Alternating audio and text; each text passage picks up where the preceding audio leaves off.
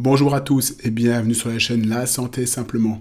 Aujourd'hui, on parle de fibromyalgie et on parle, selon moi, de l'intérêt de doser la vitamine D et de se supplémenter si on est carencé en vitamine D dans le cadre de cette pathologie. La fibromyalgie, si on est sur le site de l'Amélie, si on va sur le site amélie.fr, on est sur des douleurs, sur ce qu'on appelle un syndrome fibromyalgique, une affection chronique avec des douleurs persistantes, des sensibilités à la pression. Il y a des critères diagnostiques où on va justement presser dans différents endroits du corps pour voir à quel point ces points sont douloureux. Plus souvent, c'est associé effectivement à une fatigue intense et à des troubles du sommeil. En France, on est environ à 1,5 à 2% de la population qui souffre de fibromyalgie, c'est pas rien, avec un pic diagnostic entre 40 et 50 ans chez la femme. On est vraiment sur un problème majeur avec des solutions quand même modérées, modestes pour aider ces patients. Il y a des antidépresseurs parfois, des antidouleurs, il y a aussi des effets secondaires aussi de ces médicaments-là. Ça reste quand même quelque chose de chronique et difficulté quand même à gérer ces problématiques-là. Donc je voulais vous en parler, je suis tombé sur un article et j'en ai parlé sur mon blog et c'est ça que je voulais, c'est ça le message que je vais vous passer aujourd'hui. Donc je vous parle rapidement de cette étude-là menée sur un tout petit contingent de personnes qui souffrent de fibromyalgie. Et puis, donc ces personnes, on leur a fait remplir le questionnaire de l'impact de la fibromyalgie. Et puis, on a fait des dosages aussi, des marqueurs anti-inflammatoires. Et puis, on a aussi dosé des métabolites du microbiote intestinal.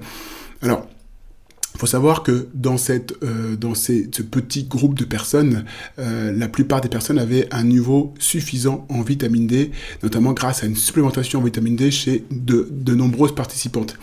Mais ce qui est intéressant à souligner, c'est que 37% des participantes qui ont un taux insuffisant de vitamine D, en dessous de 30 microgrammes, présentaient des scores plus élevés justement du questionnaire. Donc en gros, plus de symptômes sévères comparativement justement aux personnes qui avaient un taux suffisant de vitamine D. Donc ça, c'est un point intéressant, c'est pas nouveau. On sait que la vitamine D a un impact anti-inflammatoire. Ça, on le sait depuis longtemps.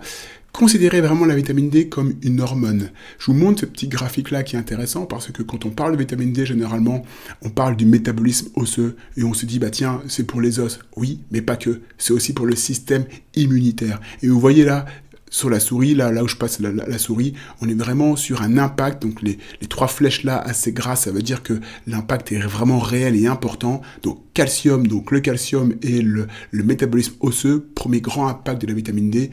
Le système immunitaire, deuxième grand impact de la vitamine D. Et puis bien sûr aussi la sécrétion hormonale.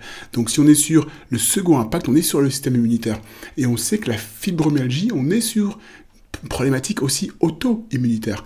Donc vous voyez, ici on a prévention des infections dans le système immunitaire et puis on a également l'impact sur des pathologies auto-immunitaires.